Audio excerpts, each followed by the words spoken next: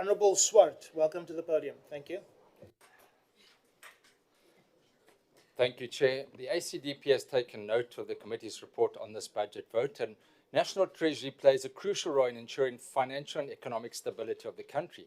And following a decade of low economic growth, the country faces very difficult fiscal choices.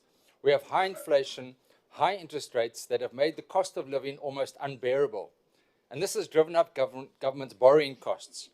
It is crucial then for government to adopt policies that will support higher public and private investment while stabilizing debt and reducing overall fiscal risks. And whilst there's been a welcome reprieve from load shedding, the previous persistence and severity of load shedding, together with the poor state of our ports and freight rail, have taken our toll on economic growth prospects for the country.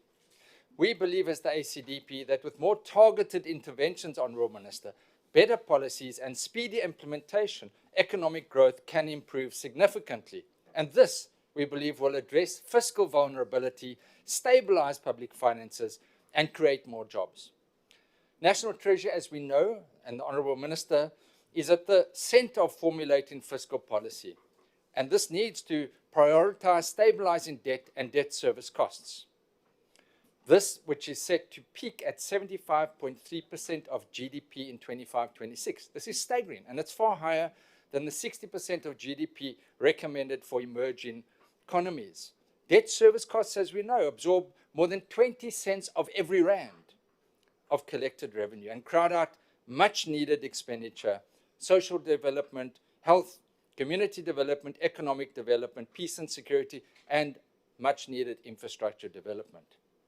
National Treasury and SARS themselves are faced with budget reductions, which can also impact on them fulfilling their mandates. The ACDP supports the committee's report and recommendation to closely monitor the impact of these budget reductions, especially in the critical areas of asset and liability management and revenue administration. And Honourable Minister, we as the ACDP will look closely at the concept of a fiscal anchor and consider that legislation which has been proposed and recommendation. And whilst we understand the need for fiscal consolidation to rein in public debt, we believe that a careful balance must be struck between that fiscal consolidation and maintaining essential public services. Now, I speak on many budget debates, and many are complaining about the budget reductions. And may I say, Honourable Minister, I've just come from the Justice budget vote. There, the SIU and MPA have had reductions.